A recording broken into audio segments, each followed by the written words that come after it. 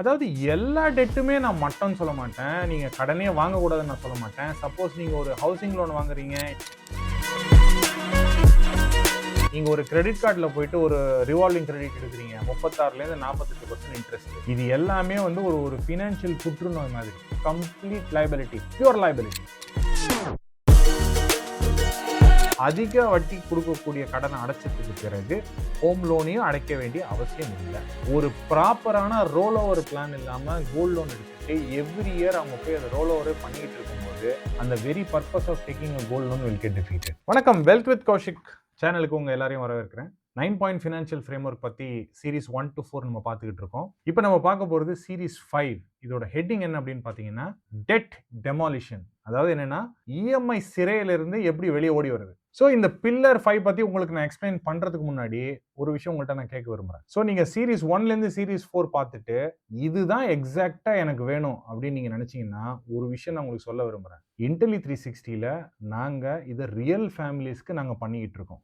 வெறும் யூடியூப்ல மட்டும் கிடையாது. ஸோ உங்களுக்கும் கஸ்டமைஸ்டா உங்களுக்கு ஏத்த மாதிரி, உங்களுடைய லைஃப் கோல்ஸுக்கு ஏத்த மாதிரி, உங்களுடைய அசெட் லைபிலிட்டி சிச்சுவேஷனை பொறுத்து, உங்களுடைய இன்கம் சிச்சுவேஷனை பொறுத்து, நீங்க எப்ப ரிட்டையர் ஆகணும், உங்க சைல்டு கோல்ஸ் என்ன, இது எல்லாத்தையும் காம்ப்ரிஹென்சிவா அனலைஸ் பண்ணி உங்களுக்குன்ட்டு 9 பாயிண்ட் ஃபினான்ஷியல் பிளான் நீங்க வேணும்னு நினைச்சீங்கன்னா, நம்மளுடைய டிஸ்கிரிப்ஷன்ல கூகுள் ஃபார்ம் லிங்க் கொடுத்துருக்கோம். அந்த லிங்க்ல போயிட்டு உங்க டீடைல்ஸ் ஃபில் பண்ணீங்கன்னா எங்க டீமோட நீங்க கால் ஃபிக்ஸ் பண்ணிக்கலாம். அவங்க உங்களுக்கு காம்ப்ரிஹென்சிவா இந்த ஃபினான்ஷியல் பிளானை உங்களுக்கு எடுத்து கொடுப்பாங்க. உலக தமிழர்கள் எல்லாருக்குமே அவங்க எங்க இருக்காங்களோ, வெளிநாட்டுல இருந்தாலும் சரி, இந்தியாவில் இருந்தாலும் சரி, அவங்களுடைய தேவைகளுக்கு ஏற்ப அவங்களுடைய ஃபினான்ஷியல் வெல்த் கிரியேஷன் ஜேர்னிக்கு நாங்க சப்போர்ட் பண்ணிட்டு இருக்கோம். நம்ம சேனலை சப்ஸ்கிரைப் பண்ணிட்டு ஃபுல் வீடியோ பாருங்க. இங்கிலீஷ்ல ஒரு சேயிங் சொல்லுவாங்க, இன்வெஸ்ட்மெண்ட் சேயிங்.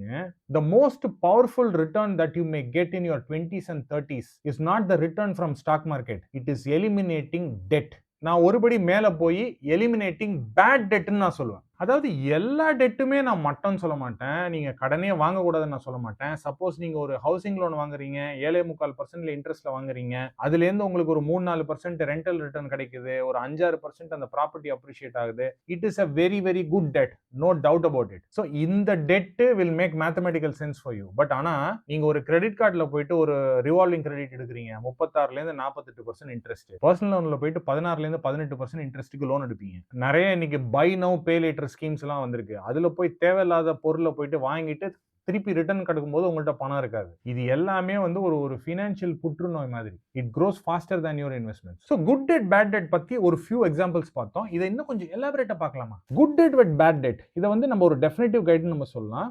குட் டெட்டை பொறுத்த வரைக்கும் அதை வந்து ஸ்ட்ராட்டஜிக்கா நம்ம லீவரேஜ் பண்ணிக்க முடியும். ஃபார் எக்ஸாம்பிள் ஹோம் லோன்ஸ் ஒரு 8லேருந்து 9% வரைக்கும் நமக்கு இன்ட்ரெஸ்ட் ரேட்ல நீ கிடைக்குது. சில பேர் 7.5 7.25 கூட கிடைக்குதுங்கிறாங்க. நல்ல சிபில் ஸ்கோர், நல்ல ஒரு ப்ரொஃபைல இருந்தாங்கன்னா. ஸோ இந்த மாதிரி இருக்கும்பொழுது இந்த ஹோம் லோனை நம்ம எடுத்து அது மூலமா ஒரு அசெட்ல இன்வெஸ்ட் பண்ணோம்னா நல்ல ஒரு அசெட் அப்ரிசியேஷனும் நமக்கு டாக்ஸ் பெனிஃபிட்ஸும் நமக்கு கிடைக்கும். இதே ஒரு எஜுகேஷன் லோன் எடுக்கிறோம்னு வச்சுங்களேன், அதுவுமே ஒரு குட் டெட் தான். எஜுகேஷன் லோன்ல பாத்தீங்கன்னா ஒரு 9 to 11% இன்ட்ரெஸ்ட் ரேட்ல நமக்கு லோன்ஸ் கிடைக்கும். ஒரு இண்டிவிஜுவலோட ஏர்னிங் பவர் இன்க்ரீஸ் ஆகும். ஏன்னா அவங்க வந்து எஜுகேஷன் லோன் எதுக்கு போறாங்க, அந்த கோர்ஸுக்கு அவங்களால அதை ஃபண்ட் பண்ண முடியாது அப்படிங்கிற ஒரு சூழ்நிலையில தான் எஜுகேஷன் லோன் போறாங்க. ஆர் சில பேர் என்ன பண்றாங்க, அவங்களுடைய பிள்ளைகளுக்கும் பணத்தோட கஷ்டத்தை அவங்களுக்கு புரிய வைக்கணும், அவங்களுக்கு எஜுகேஷன் லோன் எடுத்து கொடுத்துட்டு அவங்க வேலைக்கு சேர்ந்ததுக்கு அப்புறம் அந்த பணத்தை இஎம்ஐ மூலமா அவங்க ரிட்டர்ன் பண்ணணும் அப்படிங்கிற ஒரு நோக்கத்துக்காக போறாங்க. அடுத்து சில பேர் பிசினஸ்ல இருக்கிறவங்க என்ன பண்ணுவாங்க, பிசினஸ் லோன்ஸ் போவாங்க. இது வந்து லீவரேஜ் வைஸ் இதுவும் நல்ல ஒரு ஆர்ஓஐ தான். சப்போஸ் அவங்க 15% ரிட்டர்ன் எடுத்தாலும் ஏதோ ஒரு ஆர்டர் கான்ட்ராக்ட் அவங்களுக்கு வருது, அந்த கான்ட்ராக்ட் மூலமா ஒரு 30-40% அவங்களுக்கு ரிட்டர்ன்ஸ் வரும்னு ஒரு நம்பிக்கை இருக்கும்பொழுது அவங்களுக்கு இந்த லீவரேஜை யூஸ் பண்ணாங்கன்னா லாபத்தை இன்க்ரீஸ் பண்ண முடியும், கம்பெனியோட ப்ராஃபிட்டபிலிட்டி இன்க்ரீஸ் ஆகும் அப்படின்னு சொல்லும்போது அந்த loan, business loan even higher interest ரேட்ல இருந்தா கூட that will become a good thing for them. அதே போல லோன் அகைன்ஸ்ட் மியூச்சுவல் ஃபண்ட்ஸ். இந்த லோன் அகைன்ஸ்ட் மியூச்சுவல் ஃபண்ட்ஸ்ல நீங்க 9 to 10% இன்ட்ரெஸ்ட் ரேட்ல நீங்க அந்த லோன் எடுக்கலாம். ஷார்ட் டேர்மா ஏதாவது ஒரு கேப்ல உங்களுக்கு ஒரு பணம் தேவை, 2 மாசம் 3 மாசம் இல்ல 6 மாசம், அதுக்கப்புறம் வேற ஒரு பணம் வந்துடும். அந்த பீரியட்ல மட்டும் நம்ம போய் ஒரு ஹோம் லோன்ல டாப் அப் எடுத்தோம்னா அதுக்கு பெரிய டாக்குமெண்டேஷன் நிறைய இருக்கும். இல்ல கோல்ட் லோன் வச்சோம்னா அதுக்கும் சில டாக்குமெண்டேஷன் அண்ட் அதர் திங்ஸ் சில இதுல இருக்கலாம். ஸோ அதனால லோன் அகைன்ஸ்ட் மியூச்சுவல் ஃபண்ட்ல வெறும் 15 நிமிஷத்துல பணம் வந்துடும். வெறும் இஎம்ஐ மட்டும் கட்டினா போதும், பிரின்சிபல் அமௌண்ட்டை கட்ட வேண்டிய அவசியம் கிடையாது. ஸோ இந்த மாதிரி விஷயத்துக்கு லோன் அகைன்ஸ்ட் மியூச்சுவல் ஃபண்டை யூஸ் பண்ணாங்கன்னா it will be a easy process for them. இதை வந்து குட் டெட்ல நான் கிளாசிஃபை பண்றேன். Bad debt. ஸோ பேட் டெட்டுங்கிறது என்னன்னு கேட்டீங்கன்னா, இது வந்து it is bad for you. இத வந்து உடனே நீங்க வந்து கழிச்சு விட்டுறணும். கிரெடிட் கார்டு அவுட்ஸ்டாண்டிங் 36லேருந்து 48%. இது வந்து ஒரு அசெட்டே கிடையாது. Complete liability, pure liability. அடுத்தது பர்சனல் லோன். லைஃப் ஸ்டைலுக்காக பர்சனல் லோன். வெக்கேஷன் போறேன், நான் வந்து ஐபோன் வாங்குறேன், இல்ல டிவி வாங்குறேன், இல்ல பெரிய ஒரு வேற ஒரு கேட்ஜெட் வாங்குறேன். ஸோ அதுக்கு 16லேருந்து 18% நம்ம கட்டுறோம். Buy now pay later. EMI மூலமா நான் வந்து பொருள் வாங்குறேன், ஃப்ரிட்ஜ் வாங்குறேன். நமக்கு தேவையில்லாத கன்சியூமர் ஐட்டம்ஸை இந்த மாதிரி buy no pay later scheme கொடுக்கறதுனால நம்ம போய் மாட்டிக்கிட்டு ரீபேமெண்ட் பண்ணும்போது நம்மள்ட்ட பணம் இருக்காது.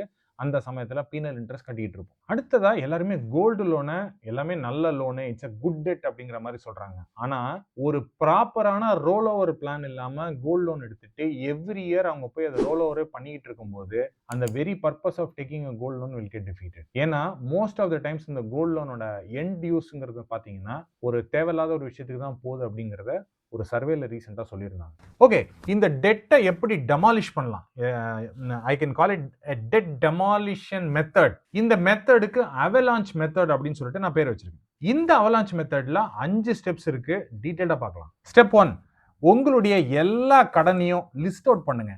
அந்த லிஸ்ட் அவுட் பண்ணும்போது இன்ட்ரெஸ்ட் ரேட்டு, அவுட்ஸ்டாண்டிங் அமௌண்ட் அதில் எவ்வளோ இருக்கு, மந்த்லி இஎம்ஐ நீங்க எவ்வளவு கட்டுறீங்க, இதை போட்டு லிஸ்ட் அவுட் பண்ணி இதுதான் ஸ்டெப் 1. ஸ்டெப் 2, எல்லா டெட்லயுமே குறைஞ்சபட்சம் மினிமம் அமௌண்ட்டை நீங்க கட்டிட்டு இருக்கணும். மினிமம் அமௌண்ட் கட்டாம போனீங்கன்னா that will become a problem. Step 3, எல்லா எக்ஸ்ட்ரா கேஷ் ஃப்ளோ உங்களுக்கு என்னென்னலாம் கையில அப்பப்போ பணம் கிடைக்குதோ, எக்ஸ்ட்ராவா கிடைக்குதோ, உங்களுடைய மந்த்லி இன்கமோ இல்ல உங்களுடைய மந்த்லி பிசினஸ் இன்கமை தாண்டி ஒரு அமௌண்ட் கிடைக்கிற பட்சத்துல அந்த பணத்தை நீங்க வந்து எந்த கடன் அதிகமான வட்டியில நீங்க வாங்கியிருக்கீங்களோ அந்த கடனை போய் முதல்ல அடைக்கணும். ஸ்டெப் 4, நீங்க ஃபர்ஸ்ட் ஹையஸ்ட் ரேட் கடனை நீங்க அடைச்சிட்டீங்க அப்படின்னு சொன்னா அடுத்தது வந்து அடுத்த ஹையஸ்ட் என்ன இருக்குங்கிறத நீங்க லிஸ்ட் அவுட் பண்ணிட்டு அதை வந்து நீங்க க்ளோஸ் பண்றதுக்கான முயற்சியை நீங்க எடுக்கணும். ஸ்டெப் 5, இந்த கடன் ஹை டெட் எல்லாத்தையும் நீங்க கழிச்சிட்டீங்க, அதிக வட்டி வாங்கியிருக்கக்கூடிய எல்லா கடனையும் உங்க அடைச்சு முடிச்சிட்டீங்க, கடைசியா உங்கள்ட்ட ஹோம் லோன் மட்டும் மிச்சம் இருக்கும். அந்த லோனை அடைக்க வேண்டிய அவசியம் கிடையாது. ஏன்னா நம்ம அதை ஆல்ரெடி குட் டெட்ல நம்ம கிளாசிஃபை பண்ணியிருக்கோம்.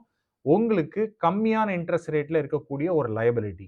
உங்க கையில பணம் இருந்ததுன்னா அந்த பணத்தை முதலீடு பண்ணி ஒரு பேரலல் அசெட் கிரியேட் பண்ணி அதுல அதிக ரிட்டர்ன்ஸ் நீங்க ஜென்ரேட் பண்ணிட்டு over a period of time அந்த அசெட்டையும் ரீடைன் பண்ணிக்கலாம், இந்த ஹோம் லோனையும் அடைச்சிடலாம். ஸோ அதனால இமீடியட்டா நீங்க போயிட்டு அதிக வட்டி கொடுக்கக்கூடிய கடனை அடைச்சதுக்கு பிறகு ஹோம் லோனையும் அடைக்க வேண்டிய அவசியம் இல்லை. ஸோ இப்ப நான் சொல்லியிருக்கக்கூடிய அவலான்ச் மெத்தடு உங்களுடைய அதிக வட்டி இருக்கக்கூடிய கடனை வந்து நீக்கிறதுனால மேத்தமேட்டிக்கலா உங்களுக்கு ஒரு நல்ல ஒரு சக்சஸை கொடுக்கும். ஆனா ஸ்னோபால் மெத்தட்னு சொல்லிட்டு இன்னொரு மெத்தட் இருக்கு. இந்த ஸ்னோபால் மெத்தட்ல நார்மலா எல்லாரும் என்ன பண்ணுவாங்க அப்படின்னு கேட்டீங்கன்னா, சின்ன சின்ன அமௌண்ட் கடன் இருக்கும் பாத்தீங்களா, அதுல இருக்கக்கூடிய கடனை ஒண்ணா க்ளோஸ் பண்ணிட்டே வருவாங்க. ஸோ தட் ஒரு 10 கடன் இருக்கு, அதுல 5-6 கடன் ஸ்மால் அமௌண்ட் இருக்குன்னா அந்த 5-6 கடனை வந்து அவங்க க்ளோஸ் பண்ணிட்டாங்கன்னா, ஆஹா ரைட், பாக்கி இன்னும் 4-5 கடன் தான் நமக்கு பாக்கி இருக்கு அப்படின்னு சொல்லிட்டு ஒரு சைக்கலாஜிக்கலா அவங்களுக்கு ஒரு அட்வான்டேஜஸ் சிச்சுவேஷன் அவங்க மைண்ட் கொடுக்கறதுனால அந்த மெத்தடையும் சில பேர் யூஸ் பண்ணுவாங்க. ஸோ உங்களுக்கு அவலான்ச் மெத்தடோ